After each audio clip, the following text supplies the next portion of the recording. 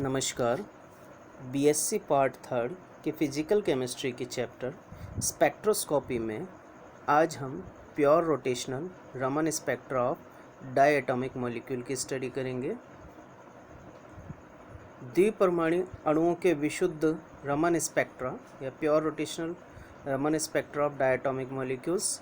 पिछले वीडियोस में हमने आईआर स्पेक्ट्रोस्कोपी में सिलेक्शन रूल देखा था, जो कि डेल जे इक्वल टू ±1 होता है।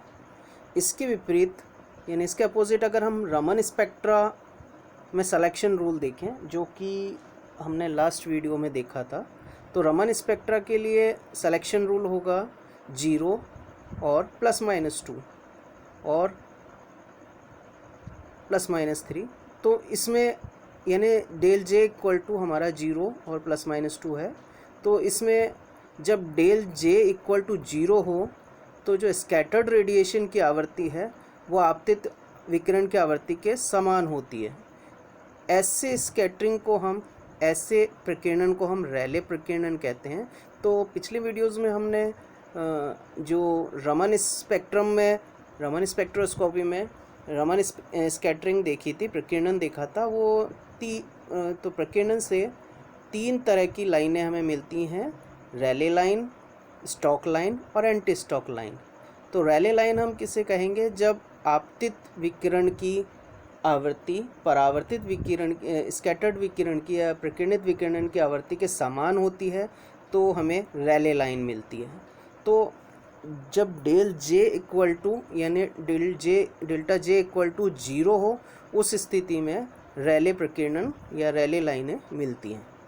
जब डेल जे इक्वल टू +2 हो तो ऐसी स्थिति में हमें स्टॉक लाइन मिलेगी, और डेल जे इक्वल टू -2 हो तो ऐसी स्थिति में हमें एंटी स्टॉक लाइन मिलेगी।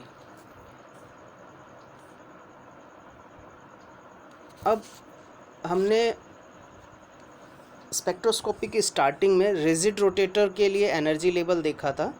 तो रिजिड रोटेटर के लिए एनर्जी लेवल हमारा जो एनर्जी है वो क्या होगी? E rotational equal to h² upon 8π² j into J+1।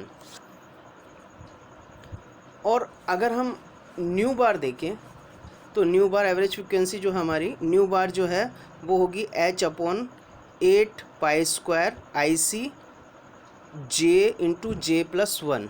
ठीक है। अब h अपॉन 8π IC ये होता है b, जो कि एक कांस्टेंट है।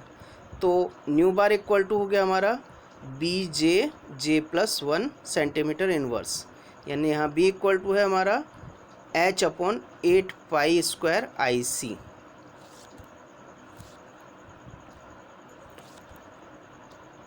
अब अगर del J equal two plus हो, अर्थात रमन स्पेक्ट्रम में स्टॉक लाइन बन रही हो, तो उनका जो रमन शिफ्ट है वो हम किस प्रकार से निकाल सकते हैं कि माना 2 ऊर्जा स्तर हैं जिनके लिए रोटेशनल क्वांटम नंबर जो है J और J' है। तो इनके मानों का अंतर जो होगा वो del nu bar equal to होगा BJ into J+1 minus BJ'+1।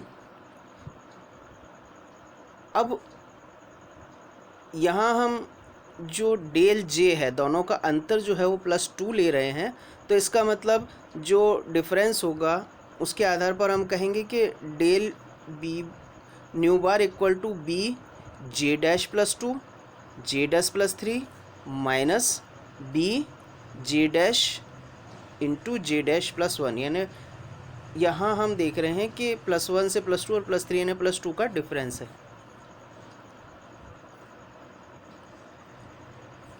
अब हमने देखा कि डेल V' इक्वल टू हमारा है BJ'+2 J'+3 माइनस BJ' इंटू J'+1। तो यहाँ हम B कॉमन निकाल लेंगे। तो B कॉमन निकालने पर हमें क्या मिला? Del nu dash equal to BJ'+2, यानी हमने दोनों तरफ से यहाँ से और यहाँ से B कॉमन ले लिया। तो क्या हुआ? B into J'+2 J' plus 3 minus J dash, यहाँ J dash into J dash plus 1 बचा था, तो इसे सॉल्व करा तो J dash square minus J dash. अब जे डैश प्लस 2 और जे डैश माइनस प्लस 3 इन दोनों को हम सॉल्व करेंगे तो हमें क्या मिल रहा है, जे डैश स्क्वायर प्लस 2 जे डैश प्लस 3 जे डैश प्लस 6, और हमारा यहाँ minus J dash square minus J dash है, तो जे डैश स्क्वायर से जे डैश स्क्वायर कैंसिल हो गया, तो क्या बचा, del nu bar equal to B into 5j, यानी 2j plus 3j, 5j plus 6 minus J dash. अब 5j डैश में से जे डैश गया तो 4j डैश बचा, तो हमारा क्या होगा, nu bar equal to B into 4j dash plus 2। अब हम दो कॉमन ले लेते हैं तो क्या हुआ, del nu bar equal to 2b into 2j dash plus 3, यहाँ जे डैश इक्वल टू 0 1 2 3 है। अब J dash del J equal to हम -2 लें, डेल जे इक्वल टू -2 अर्थात एंटी स्टॉक लाइन के लिए, तो डेल न्यू बार क्या हो गया हमारा, डेल न्यू बार हो गया -2b dash -2b into 2j dash plus 3, ठीक है।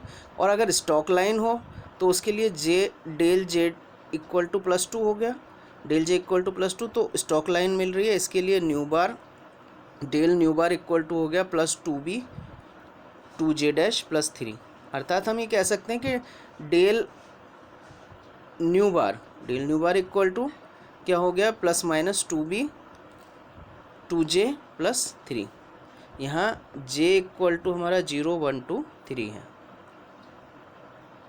अब delta nu bar equal to +-2b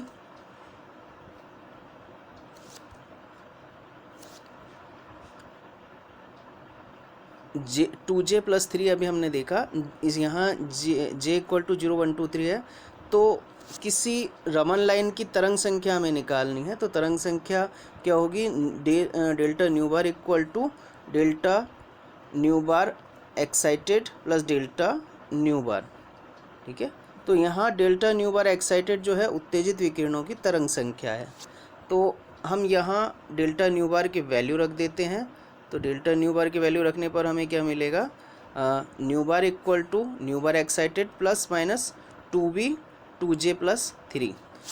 अब हम यहाँ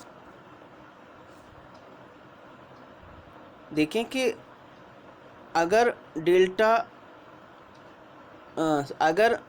न्यू बार एक्साइटेड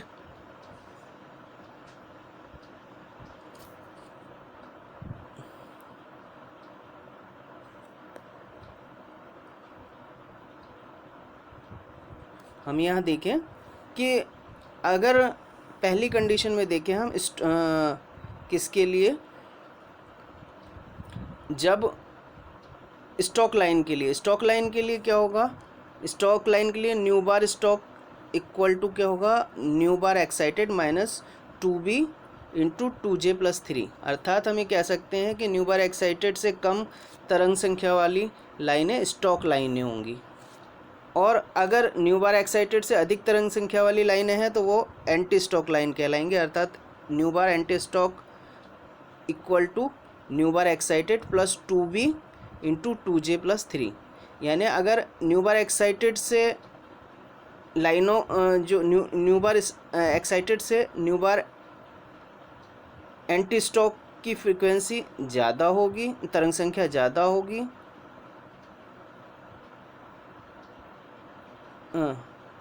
और एंटी स्टॉक लाइन में कम होंगी, तो जे के अब हम जो इक्वेशन 70 है, ये जो इक्वेशन 70 है, इसमें हम जे के डिफरेंट मान रखते हैं, यानी जे इक्वल टू 0 रखते हैं, तो जे इक्वल टू हमने यहाँ 0 रखा, जे इक्वल टू 0 रखते ही 2j 0 हो जाएगा, तो हमारा क्या हो जाएगा, nu bar equal to nu bar excited plus 6b, अर्थात हम ये कहेंगे कि जो रैले लाइन है, रैले लाइन से प्रथम जो लाइन है एंटी स्टॉक लाइन और प्रथम स्टॉक लाइन, उनकी डिस्टेंस 6 भी होगी।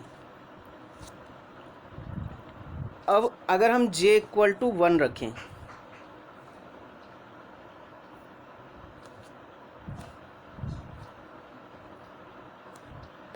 j इक्वल टू 1 रखते हैं, j इक्वल टू 1 रखने पर क्या होगा, यहाँ हम j इक्वल टू 1 रख दें तो ये हो जाएगा 2।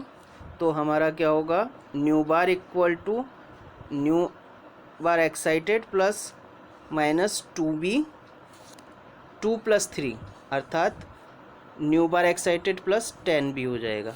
यानी 6b में से हम 10b घटाएं तो 4b का डिफरेंस आएगा। तो हम ये कह सकते हैं कि फर्स्ट स्टॉक लाइन से सेकंड स्टॉक लाइन या फर्स्ट एंटी स्टॉक लाइन से second stock anti stock line के बीच की डिस्टेंस जो होगी वो 4b होगी। इसी तरह से अगर हम j इक्वल टू 2 रखें तो हमारा जो मिलेगा वो क्या होगा, nu bar equal to nu bar excited plus 14b, यानी अगली जो लाइन है उसमें भी 4b का डिफरेंस होगा। तो हम अगर स्पेक्ट्रम लाइनों को ग्राफ में देखें तो इस ग्राफ से स्पष्ट है कि डेल जी इक्वल टू 0 हो, डेल जे इक्वल टू 0 हो तो हमें रैले लाइन मिलेगी, यानी ये न्यू बार एक्साइटेड। अब अगर जे इक्वल टू +2 हो, अर्थात j + 2 से j में ट्रांजिशन होता है, तो हमें फर्स्ट एंटी स्टॉक लाइन मिलेगी और यानी जो डेल जे है वो -2 है तो हमें एंटी स्टॉक लाइन मिलेगी, और डेल जे इक्वल टू +2 है तो हमें स्टॉक लाइन मिलेगी।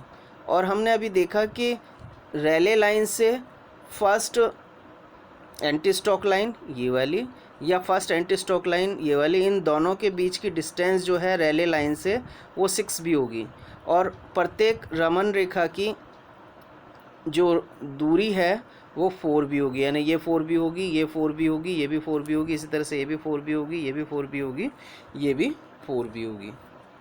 अर्थात हम ये कह सकते हैं कि रैले लाइन से प्रथम लाइन, चाहे वह स्टॉक हो चाहे एंटी स्टॉक हो, दोनों के बीच की दूरी रैले लाइन से 6 भी होती है, और उसके बाद प्रत्येक लाइन के बीच की दूरी 4 भी होगी। अतः हम रमन स्पेक्ट्रम से किसी भी अणु के लिए b के मान का परिकलन कर सकते हैं, जिससे अणु के आघूर्ण घनत्व एवं बंध लंबाई को ज्ञात किया जा सकता है। Thank you.